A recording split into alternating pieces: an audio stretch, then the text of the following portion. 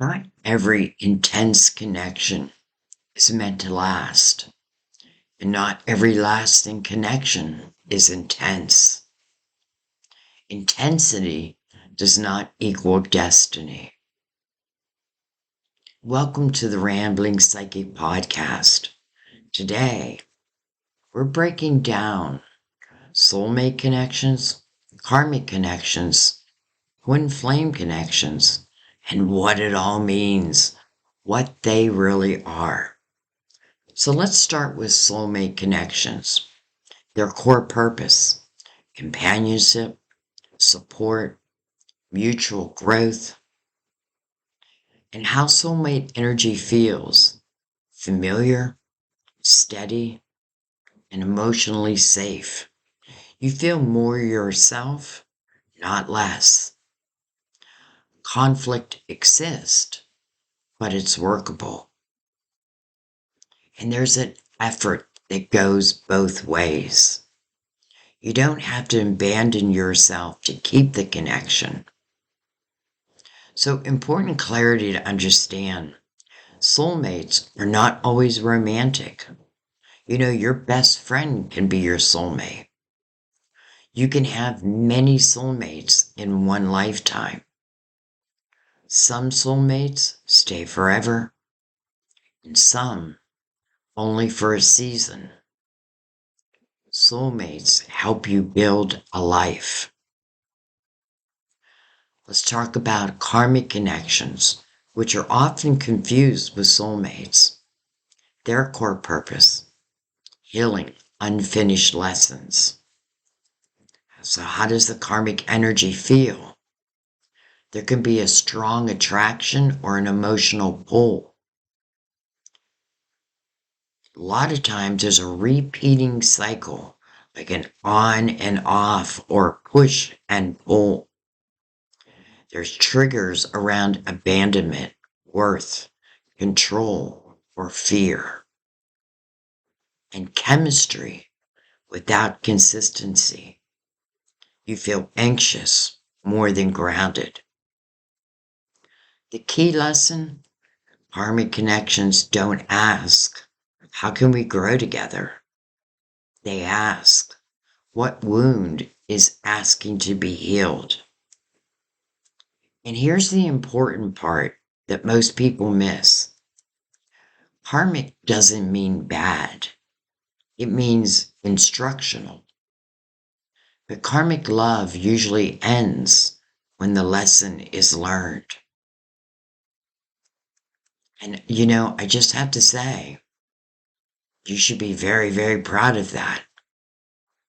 So let's move into twin flame energy, really the most misunderstood. This is where depth and responsibility matter most. Their core purpose: mirroring and awakening, not always romance.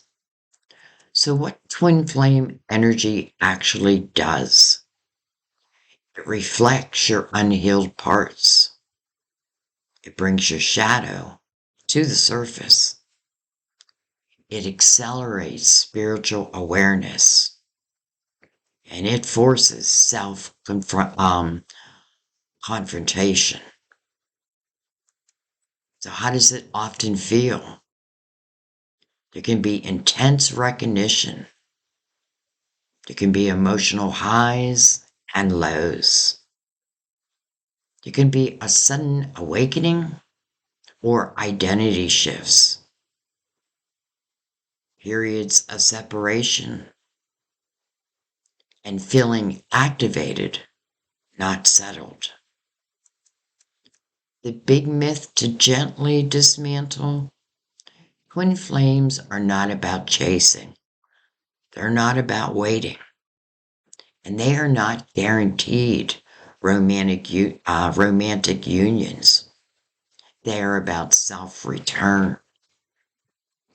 Many people confuse trauma bonding and anxious attachment with twin flame energy, especially if they're in a vulnerable season. That distinction is crucial to say out loud. So the questions that matter more than the labels.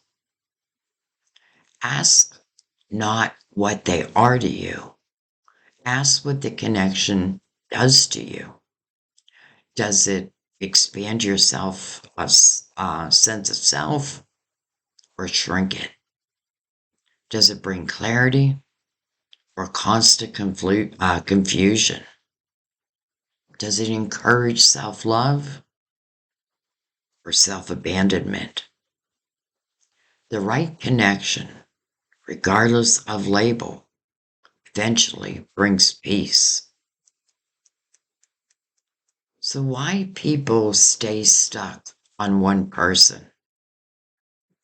People often stay attached because the connection marked a turning point.